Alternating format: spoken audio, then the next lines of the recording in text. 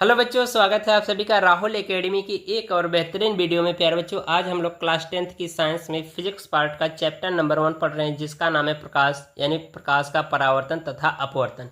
प्यारे बच्चों, इस चैप्टर के अंतर्गत हमने पिछले वीडियो में जाना था कि प्रकाश का परावर्तन क्या होता है और प्रकाश के परावर्तन के नियम क्या हैं। ठीक है, इस टॉपिक को हमने बिल्कुल डिटेल डिस्कस किया था, तो वीडियो का लिंक आपको डिस्क्रिप्शन में मिल जाएगा, वहां से जरूर देख लीजिएगा। ठीक है, तो आज की जो हमारी टॉपिक है वो है गोलीय दर्पण तथा गोलीय दर्पण के प्रकार क्या है, और गोलीय दर्पण से जो प्रमुख संबंधित परिभाषाएं, उन सभी चीज़ों को हम लोग बिल्कुल डिटेल यहाँ पर डिस्कस करने वाले हैं। ठीक है, तो प्यारे बच्चों, वीडियो शुरू करने से पहले अगर आप अभी तक हमारे यूट्यूब चैनल को सब्सक्राइब नहीं किया है तो चैनल को सब्सक्राइब कर लीजिए। वीडियो अंत तक देखिए, वीडियो पसंद आएगी तो वीडियो को लाइक और शेयर जरूर करिएगा। तो चलिए बिना किसी देरी के आज की वीडियो को शुरू करते हैं।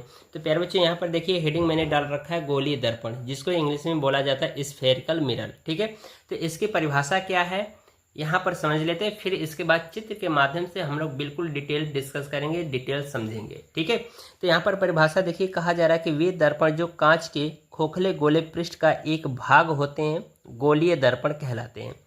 बात समझ में आ रही? परिभाषा में ये कहा जा रहा है कि वे दर्पण जो कांच के खोखले गोले पृष्ठ का एक भाग होते हैं, यानी खोखला गोला पृष्ठ होगा, उसका क्या होता है, एक भाग होता है, जिसे हम क्या कहते हैं, गोलीय दर्पण कहते हैं। यानी कि कुछ इस तरह से यहाँ पर समझिए। अब ये हमारा क्या, एक खोखला गोलीय दर्पण है।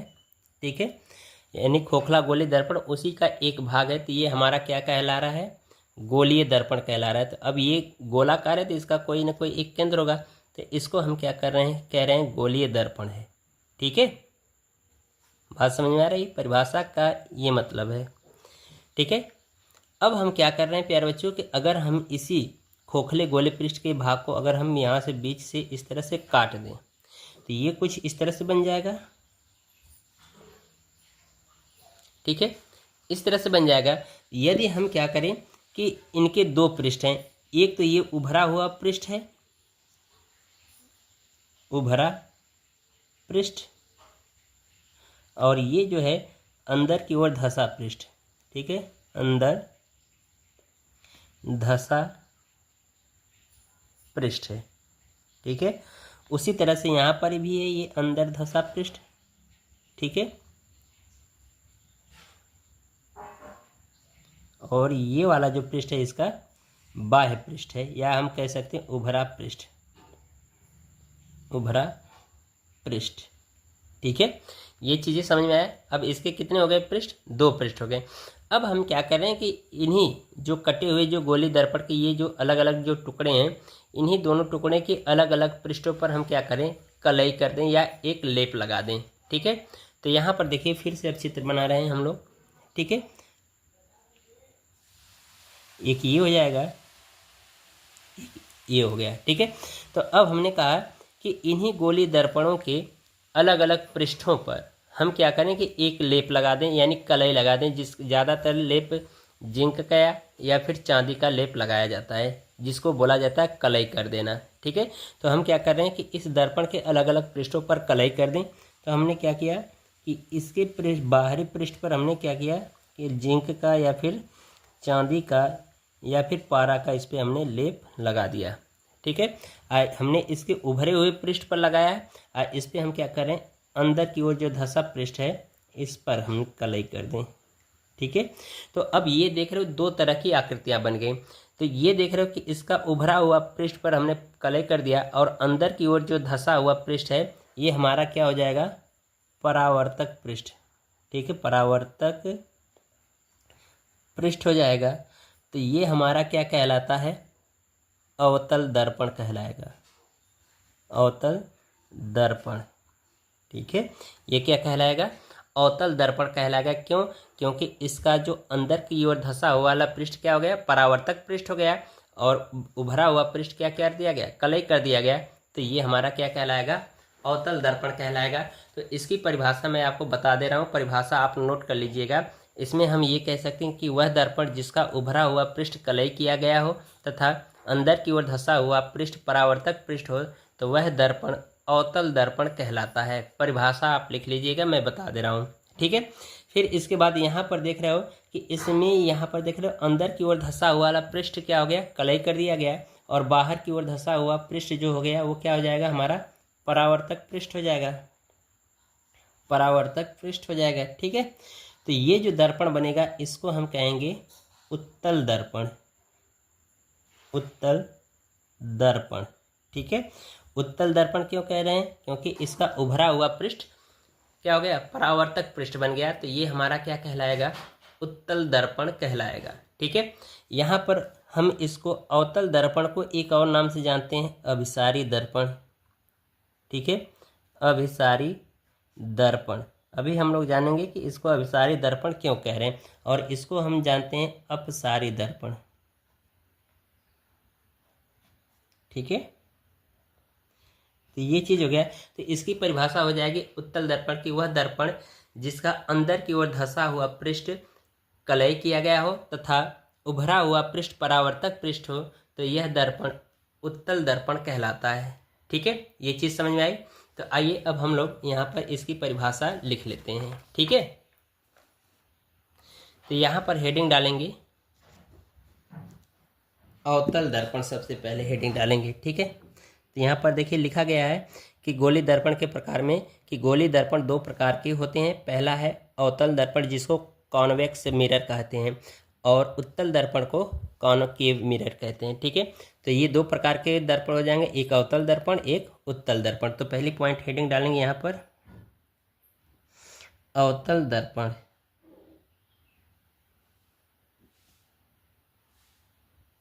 ठीक है, अवतल दर्पण।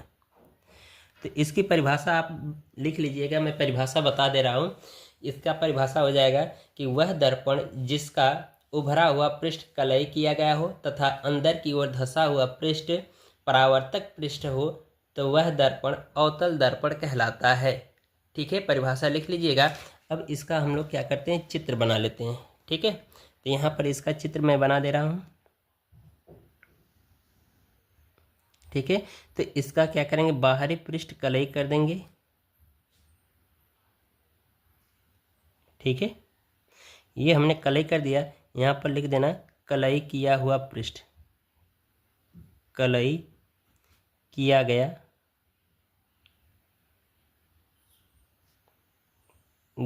पृष्ठ। ठीक है, और ये हमारा क्या होता है, परावर्तक पृष्ठ होता है, तो इसे हम कहते हैं अवतल दर्पण। ठीक है, चित्र जरूर आप बनाइएगा पेपर में परिभाषा पूछे तो। ठीक है, तो ये हमारा क्या कहलाता है, अवतल दर्पण कहलाता है। और इसका कोई न कोई एक केंद्र होता है, क्योंकि खोखले गोले पृष्ठ का जो केंद्र होता है वही इसका क्या कहलाता है, वक्रता केंद्र होता है। तो ये वक्रता केंद्र हम लोग दर्पण से संबंधित जो परिभाषा पढ़ेंगे उस पर जानेंगे। ठीक है, चलिए अब हम लोग यहाँ पर दूसरे ही हेडिंग डालेंगे उत्तल दर्पण। ठीक है, तो उत्तल दर्पण यहाँ पर हेडिंग डालेंगे उत्तल दर्पण। ठीक है, उत्तल दर्पण क्या होता है प्यारे बच्चों, इसका हमने परिभाषा बताया है, आप परिभाषा नोट कर लीजिए, लिख लीजिएगा। वह दर्पण जिसका अंदर की ओर धंसा हुआ पृष्ठ कलई किया गया हो तथा उभरा हुआ पृष्ठ परावर्तक पृष्ठ हो, तो वह दर्पण उत्तल दर्पण कहलाता है। ठीक है, तो इसका चित्र बना दे रहे, परिभाषा हमने बता दिया, परिभाषा आप स्वयं नोट कर लीजिएगा। ठीक है, तो यहाँ पर इसका भी चित्र बना लेंगे। ये हम क्या कर रहे हैं, इसके अंदर की ओर धंसे हुए पृष्ठ पर कलई कर दें। ठीक है, तो ये जो बना दर्पण होगा हमारा क्या कहलाएगा, उत्तल दर्पण कहलाएगा, उत्तल दर्पण। ठीक है, ये चीज हो जाएगा। तो ये हमारा क्या हो जाएगा, कलई किया हुआ पृष्ठ। ठीक है, या कलई किया गया पृष्ठ। ठीक है, कलई किया गया पृष्ठ है, तो ये हमारा क्या हो जाएगा, परावर्तक पृष्ठ हो जाएगा। ठीक है, इसको भी बता दे रहे हैं यहाँ पर, परावर्तक, ये हमारा क्या हो जाएगा, परावर्तक पृष्ठ हो जाएगा। परावर्तक पृष्ठ का मतलब कि इसी पृष्ठ पर प्रकाश किरणें पड़ेंगी और परावर्तित होकर के वापस उसी माध्यम में लौटेंगी। ठीक है, तो इसलिए इसको कहा जा रहा है परावर्तक पृष्ठ। ठीक है, और यहाँ पर भी ये क्या हो जाएगा, परावर्तक पृष्ठ हो जाएगा। ठीक है, ये चीज। तो चलिए अब हम लोग जानते हैं गोली दर्पण से संबंधित प्रमुख परिभाषाएं। ठीक है, क्योंकि हमने जाना कि गोली दर्पण क्या होता है, गोली दर्पण के प्रकार क्या होते हैं, परिभाषा क्या होती है, ये सभी जान लिया। अब हम लोग जानेंगे कि गोली दर्पण से संबंधित जो परिभाषाएं हैं वो भी बहुत ही ज़्यादा इम्पॉर्टेंट है। जब तक वो चीज़ें आप नहीं जानोगे तब तक आप आगे की चीज़ों को नहीं समझ पाओगे। ठीक है, तो यहाँ पर हमने परिभाषाएं जो होती है दर्पण से संबंधित वो हमने लिख दिया है। अब एक एक करके आप लोग समझ लीजिएगा और साथ ही साथ नोट करते भी चलिएगा। ठीक है, तो बिल्कुल हम लोग चित्र के माध्यम से समझेंगे। ठीक है, तो यहाँ पर मैंने हेडिंग डाला है गोली दर्पण से संबंधित परिभाषाएं। ठीक है, तो आइए गोली दर्पण से संबंधित जो भी जितनी भी परिभाषाएं उन सभी चीज़ों को जानेंगे। और ये मोस्ट इंपॉर्टेंट है, जब तक इन सभी चीज़ों को नहीं जानोगे तब तक समझो कि दर्पण आपको समझ में नहीं आएगा। ठीक है, तो चलिए यहाँ पर सबसे पहले हम लोग जानेंगे पहली पॉइंट ध्रुव, यानी कि दर्पण का ध्रुव किसे कहते हैं। ठीक है, जिसको बोला जाता है पोल। ठीक है, तो यहाँ पर परिभाषा हमने लिखा है, यहाँ पर समझिए परिभाषा। गोली दर्पण के परावर्तक तल के मध्य बिंदु को दर्पण का ध्रुव कहते हैं।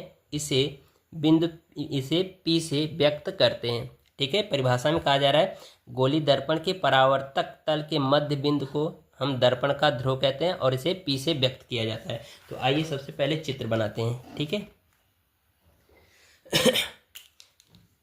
ये हमारा है, ये हमने बना लिया अवतल दर्पण। ठीक है, ये हमारा क्या है, अवतल दर्पण। और इधर हम बना ले रहे हैं उत्तल दर्पण। दोनों दर्पणों में एक साथ समझेंगे। ठीक है, ठीक है, तो अब यहाँ पर समझिए, इसमें कहा गया कि दर्पण के परावर्तक पृष्ठ के मध्य बिंदु को ही हम क्या कहते हैं, दर्पण का ध्रुव कहते हैं। परिभाषा यहाँ पर देखिए, कहा जा रहा है गोली दर्पण के परावर्तक तल के मध्य बिंदु को दर्पण का ध्रुव कहते हैं और इसे पी से व्यक्त करते हैं। तो गोली दर्पण का परावर्तक पृष्ठ यही है और इसका मध्य बिंदु यहीं पर होगा, यहाँ पर भी इसका मध्य बिंदु यहीं पर होगा। तो यहाँ पर हमारा ये क्या कहलाता है, दर्पण का ध्रुव कहलाता है। तो इसको हम पी से डिनोट करते हैं, तो पी से डिनोट कर दीजिए। अगर हम यहाँ पर लिख दें एम सिरा और यहाँ पर एम डैश सिरा, तो ये एम और एम डैश हमारा क्या कहलाता है, दर्पण का द्वारक कहलाता है। और यहाँ पर भी इसको लिख दीजिए एम और ये एम डैश, तो ये हमारा क्या होगा, एम एम डैश हमारा क्या होता है, दर्पण का द्वारक कहलाता है। ठीक है, आइए अब हम लोग नेक्स्ट पॉइंट को जानेंगे। यहाँ पर लिखा गया है दर्पण का वक्रता केंद्र। ठीक है, तो दर्पण का वक्रता केंद्र क्या होता है, यहाँ पर देखिए परिभाषा लिखी गई है। गोली दर्पण जिस खोखले गोलीय पृष्ठ का भाग होता है उसे दर्पण का वक्रता केंद्र कहते हैं। यानी कि जो दर्पण हमारा गोली दर्पण था, एक खोखले गोले का भाग था, तो उसका जो केंद्र होगा, यानी कि ये खोखले गोले का भाग है, तो इसका जो केंद्र होता है, तो ये इस दर्पण के क्या कहलाते हैं, वक्रता केंद्र कहलाता है। ठीक है, तो ये हमारा वक्रता केंद्र, अगर इसका देखा जाए गोली पृष्ठ यानी गोली भाग कहाँ पर आ रहा है, अगर हम इसको डॉटेड करके इस तरह से बनाएं तो ये ऐसे आएगा गोलाकार। ठीक है, इधर से, तो इसका केंद्र कहीं ना कहीं यहाँ पर होगा। तो ये हमारा क्या कहलाता है, वक्रता केंद्र कहलाता है और इसको सी से डिनोट करते हैं। तो उसी तरह से यहाँ पर भी एक इसका गोली पृष्ठ है, तो ये भी हमारा क्या होगा, इसका केंद्र यहीं पर होगा, तो इसलिए इसके यहाँ से सी से डिनोट कर देंगे। तो इस ठीक है, तो वक्रता केंद्र हमारा सी से डिनोट किया जाता है। ठीक है, तो ये हमारा वक्रता केंद्र की परिभाषा हो गई। ठीक है, अब इसके बाद कहा जा रहा है वक्रता त्रिज्या। तो वक्रता त्रिज्या क्या होती है कि दर्पण के ध्रुव पी तथा वक्रता केंद्र सी के मध्य की जो दूरी होती है वो हमारी क्या कहलाती है, वक्रता त्रिज्या कहलाती है। ठीक है, उसी तरह से यहाँ पर भी है कि दर्पण के ध्रुव तथा वक्रता केंद्र सी के मध्य की जो दूरी है ये हमारी क्या कहलाती है, वक्रता त्रिज्या कहलाती है और इसे वक्रता त्रिज्या को कैपिटल आर से डिनोट करते हैं। तो अभी हम आगे ड्राइव करें, मतलब चित्र बना दे रहे हैं। ठीक है, अब यहाँ पर समझ लेते हैं सबसे पहले मुख्य अक्ष, तब इसके बाद हर एक चीज़ों को यहाँ पर जानेंगे। ठीक है, तो यहाँ पर देखिए लिखा जा रहा है हेडिंग मुख्य अक्ष। मुख्य अक्ष क्या है, तो यहाँ पर कहा जा रहा है कि दर्पण के ध्रुव तथा वक्रता केंद्र सी से होकर जाने वाली रेखा को दर्पण का मुख्य अक्ष कहते हैं। ठीक है, यानी कि इसमें ये कहा जा रहा है कि दर्पण का वक्रता केंद्र सी और ध्रुव पी से होकर जाने वाली जो रेखा है उसको हम क्या कहते हैं, दर्पण का मुख्य अक्ष कहते हैं। ठीक है, तो इनसे होकर के जाने वाली जो रेखा यही है, इसी तरह से यहाँ पर भी। ठीक है, तो ये हमारा क्या कहलाता है, मुख्य अक्ष कहलाता है। ठीक है। दर्पण के वक्रता केंद्र और ध्रुव P से होकर जाने वाली जो रेखा है ये हमारी क्या कहलाती है? मुख्य अक्ष कहलाती है। तो यहाँ पर भी लिख देंगे मुख्य अक्ष। ठीक है। अब अभी हमने बताया वक्रता त्रिज्या, तो वक्रता त्रिज्या को हमने बताया कि दर्पण का वक्रता केंद्र और ध्रुव P के बीच की दूरी को हम क्या कहते हैं? दर्पण की वक्रता त्रिज्या कहते हैं। तो इसको कैपिटल R से डिनोट करते हैं। तो यहाँ पर डिनोट कर दीजिए कि यानी ये वाली और ये वाली जो दूरी है ये हमारी क्या कहलाती है? वक्रता त्रिज्या R कहलाती है। ठीक है। अब इसके बाद समझेंगे मुख्य फोकस क्या होता है। ठीक है। तो मुख्य फोकस की भी परिभाषा हमने यहाँ पर लिखा है। तो यहाँ पर समझ लीजिए, यहाँ पर कहा जा रहा है कि गोलीय दर्पण के मुख्य अक्ष के समांतर आपतित किरणें दर्पण से परावर्तन के पश्चात मुख्य पर, ठीक है, दर्पण से परावर्तन के पश्चात मुख्य अक्ष पर स्थित जिस बिंदु से होकर जाती हैं, यानी कि जिस बिंदु से होकर जाएंगे किसमें? अवतल दर्पण में, अथवा जाती हुई प्रतीत होती हैं, किसमें प्रतीत होंगी? उत्तल दर्पण में। तो उस बिंदु को दर्पण का मुख्य फोकस कहते हैं और इसे F से व्यक्त करते हैं। ठीक है। आइए इसके चित्र को जानते हैं। ठीक है। इसमें कहा गया है कि जो दर्पण का जो मुख्य अक्ष है उसके समांतर जितनी भी प्रकाश किरणें जाएंगी परावर्तन के पश्चात जिस बिंदु पर एकत्रित होंगी वही क्या कहलाता है? मुख्य फोकस कहलाता है। ठीक है। और जिस बिंदु पर एकत्रित होती हुई प्रतीत होती हैं वो भी हमारा क्या कहलाता है? मुख्य फोकस कहलाता है। तो प्रतीत किस में होती हैं? उत्तल दर्पण में होंगी। ठीक है। ये हमारा उत्तल दर्पण है। ठीक है। और ये क्या है? अवतल दर्पण है। तो आइए इसको चित्र के माध्यम से समझ लें। तो यहाँ पर कहा गया है कि मुख्य अक्ष है और इसके समांतर जितनी भी प्रकाश किरणें जाएंगी, ठीक है, परावर्तन के पश्चात एक ही बिंदु पर क्या होंगी? आपतित होंगी, यानी कि एक ही बिंदु पर मिलेंगी। तो वहीं पर हमारा क्या कहलाता है? मुख्य फोकस कहलाता है। तो परावर्तन के पश्चात ये कुछ इस तरह से होकर के जाएगा, ये परावर्तन के पश्चात प्रकाश किरण इस तरह से होकर के जाएगी, ये जब इससे टकराएगा तो परावर्तित होकर के यहाँ से जाएगा और ये भी परावर्तित होकर के कुछ यहाँ पर जाएगा। तो यहीं पर जो प्रकाश किरणें एक दूसरे को काट रही हैं, ठीक है, जहाँ पर एक दूसरे को काट रही हैं या जहाँ पर मिल रही हैं, यहीं पर हमारा क्या कहलाता है? मुख्य फोकस कहलाता है। ठीक है। तो इसका मतलब ये हो गया कि जो दर्पण यानी मुख्य फोकस क्या होता है कि दर्पण के वक्रता केंद्र C तथा ध्रुव P के मध्य बिंदु को, ठीक है, दर्पण के वक्रता केंद्र C तथा दर्पण के ध्रुव P के मध्य बिंदु को हम क्या कहते हैं? मुख्य फोकस कहते हैं। उसी तरह से यहाँ पर भी क्या होंगी? मिलती हुई प्रतीत होंगी। तो मुख्य अक्ष के समांतर ये सभी प्रकाश किरणें जाएंगी। ठीक है। तो ये परावर्तन के पश्चात एक जगह मिलेंगी, ठीक है, मिलती हुई प्रतीत होंगी। अब इसको हमने कहा ये अभिसारी दर्पण होता है, अभिसारी दर्पण भी कहते हैं। ठीक है। अभिसारी दर्पण क्यों कह रहे हैं? क्योंकि यहाँ पर देख रहे हो परावर्तन के पश्चात ये दर्पण सभी प्रकाश किरणों को एक जगह एकत्रित कर दे रहा है। ठीक है। इसलिए अभिसारी दर्पण कह रहे हैं। और ये इसको हमने कहा कि ये कौन सा दर्पण होता है? अपसारी दर्पण होता है। ठीक है। तो अपसारी का मतलब होता है कि ये सभी प्रकाश किरणों को क्या करेगा? परावर्तित कर देगा, यानी फैला देगा। तो ये कुछ प्रकाश किरणें इस पे पड़ेंगी तो ये क्या हो जाएंगी? इस तरह से फैल जाएंगी, यानी ये, ठीक है। तो इस तरह से क्या हो जाएंगी? फैल जाएंगी। तो अब ये देख रहे हो प्रकाश किरणें मिल नहीं रही हैं एक जगह, तो इनको हम क्या करेंगे? आभासी लाइन द्वारा खींच करके एक जगह एकत्रित करेंगे। ठीक है। तो थोड़ा आप चित्र स्पष्ट बनाइएगा, क्लियर। ठीक है। तो इसको हम क्या करेंगे? आभासी लाइन द्वारा यहाँ पर मिलाएंगे, इसको पीछे खींच के इधर लाएंगे, ठीक है, और इसको भी इधर खींच के लाएंगे और ये भी इधर खींचेंगे, तो ये भी इधर खींचेंगे। तो यहाँ पर देख रहे हो हमें ये लग रहा है कि ये सभी प्रकाश किरणें इसी बिंदु से होकर जाती हुई प्रतीत हो रही हैं। तो यहीं पर जो सभी प्रकाश किरणें हमने आभासी लाइन द्वारा खींच के मिलाया, तो यहीं पर ये इनका क्या होता है? मुख्य फोकस बनता है। ठीक है। बात समझ आ रही? तो ये चीज़ें हैं। और ये देख रहे हो आभासी लाइन द्वारा खींच करके मिलाया जा रहा है, तो यहाँ पर जो बना प्रतिबिंब होगा ये भी जान लीजिएगा आभासी प्रतिबिंब होगा। ठीक है। आभासी प्रतिबिंब, ठीक है, क्योंकि आभासी लाइन द्वारा खींच के मिलाया जा रहा है तो बना प्रतिबिंब कैसा होगा? आभासी होगा। और यहाँ पर वास्तव में मिल रही है तो यहाँ पर बना प्रतिबिंब क्या होगा? वास्तविक होगा। ठीक है। ये भी चीज़ें ध्यान रखिएगा, वास्तविक प्रतिबिंब। ठीक है, ये चीज़ें आपको इम्पॉर्टेंट है, इनको ध्यान रखिएगा। तो इसका मतलब कि अवतल दर्पण में वास्तविक प्रतिबिंब बनता है और उत्तल दर्पण में आभासी प्रतिबिंब बनता है। ठीक है, आइए अब हम लोग लास्ट इसकी पॉइंट समझ लेते हैं।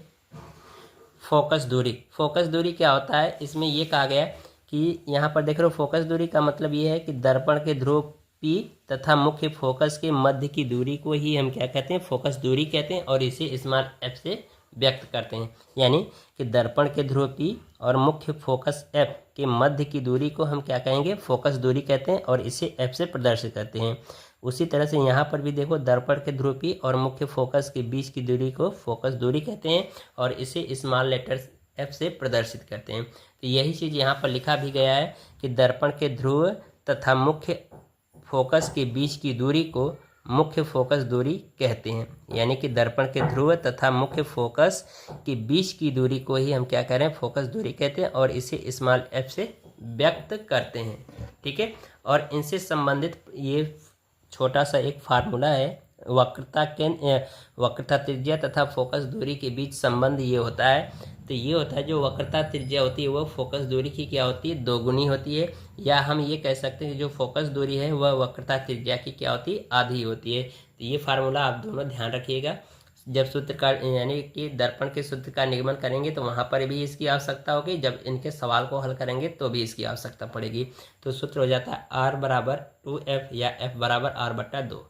ठीक है, तो प्यारे बच्चों, इस तरह से आज की हमारी जो टॉपिक है वो कंप्लीट होती है। तो वीडियो पसंद आई होगी तो प्यारे बच्चों वीडियो को लाइक और शेयर कर दीजिएगा, और साथ ही साथ चैनल को सब्सक्राइब करना ना भूलिएगा। मिलेंगे इसी तरह से अगली वीडियो में, तब तक के लिए गुड बाय, थैंक यू।